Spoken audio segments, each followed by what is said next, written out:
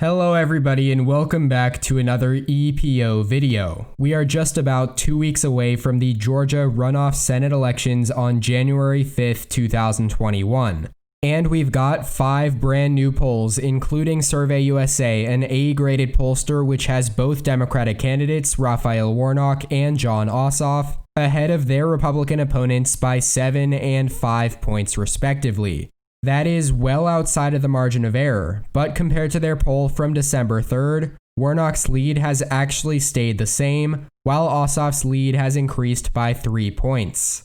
You will also notice that this Survey USA poll comes after a string of relatively good polling numbers for both Republican candidates. And that includes A- graded pollster Emerson College from a week ago that had both Republicans ahead by 2 points. Now this came as a shock to a lot of poll watchers and Democrats across the country, as it was essentially the first highly graded pollster to give both Republicans a lead in the same poll.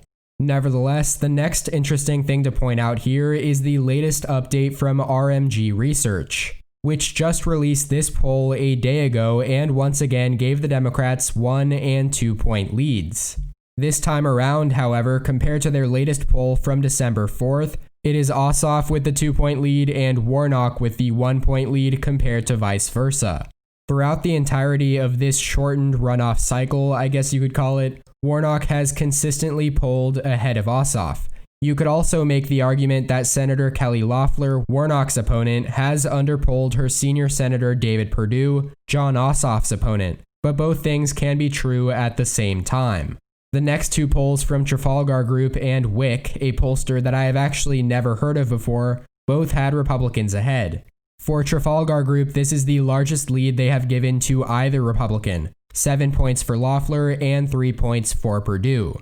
The most peculiar thing, however, about these Trafalgar polls is that for these runoff races, they have consistently had Loeffler overperforming Perdue in every single one of their polls thus far.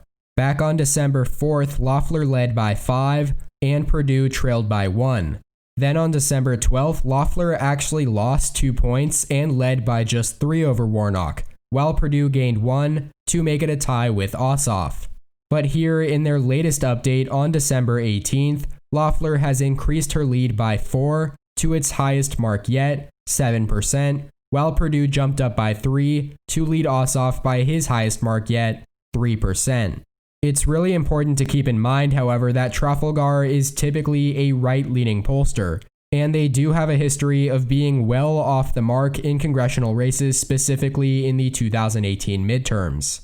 As for this poll conducted by Wick, it will be hard to factor them into my polling average because of how much of an unknown they are in terms of accuracy and bias. As you can see, they don't even have a grade of any kind on 538, but it is interesting nonetheless that they've got Loeffler ahead by 3 points and Perdue by 4 points in a poll with the largest sample of likely voters of any poll thus far at 1,500. The final poll here on 538 to go over actually came out like right after I uploaded my latest video covering the Georgia runoffs, but it is based on 605 likely voters from A- pollster Emerson College, which actually seemed to favor Trump in the general election, but no matter that, both Republicans hold 2 point leads at 51% to 49%. So that is a lot of new data from 538's poll tracking, and I have plugged all of it into my EP official polling average right here. We have 8 polls now factoring into the weighted average dating back to the Data for Progress poll on December 7th here in this column. And as always, I have weighted each of these polls based on recency and 538's grade. As you can see in this column here, it totals up to 100%, and it has resulted in the following weighted averages for both the Georgia regular election and special election. Democratic hopeful Jon Ossoff leads incumbent Senator David Perdue by 0.61 percentage points, which is the largest lead of any update thus far. Ossoff holds 49.07% of support, while Perdue holds 48.46%. So this race between Ossoff and Perdue is, as it has been, very close. It's gone back and forth, but the largest lead coming into this update was Ossoff at 0.18% on December 17th. Although in this edition, Ossoff only leads in 3 polls, while Perdue leads in 5. But it just so happens that Ossoff's leads come in higher graded and more recent polls.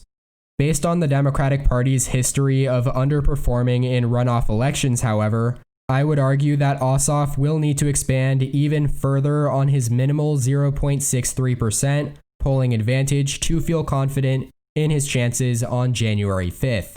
The same goes for Raphael Warnock, who has seen his 2.5 point advantage from December 8th, just 2 weeks ago, shrank to below a percentage point, as he leads Kelly Loeffler by just 0.86 points. That is still a couple tenths above Jon Ossoff.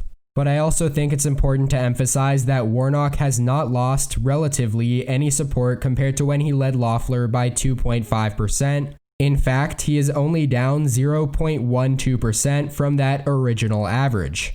And the fact is that Loeffler has just made up for the discrepancy between her performance and David Perdue's. She is now polling basically even with David Perdue, trailing by just 0.07% compared to 1.6% on December 8th and 1.1% on December 17th. Since just a week ago, she has gained over 1.2% of support. That is the largest jump for any candidate in either race from one update to another. Kelly Loeffler and Raphael Warnock are split at 4 polls each in terms of which ones they hold an edge in, but looking at the unweighted averages, Warnock's lead is much lower at 0.13%, while Perdue leads Ossoff by 0.25%. And the last thing I wanted to do in this video was take out the biggest anomaly polls, which in this case are Survey USA and Trafalgar Group, and then reweight all of the polls remaining to see how that affects the weighted average. And so here you go. Both Republicans, Kelly Loeffler and David Perdue, would take a lead, with Perdue ahead of Ossoff by 0.44% and Kelly Loeffler leading Raphael Warnock by 0.13%. That is interesting because if you take out that Survey USA poll, which had both Democratic candidates ahead by quite a bit, it gives the Republicans quite an advantage. Let me know in the comments section down below what you all think of these averages, and the races in general. If you live in Georgia, let me know if you've already voted or how you plan to vote.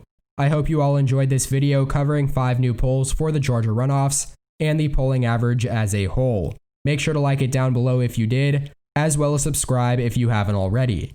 Thank you all so much for watching. Check out more content from my channel here, and as always, tune in next time. EP out.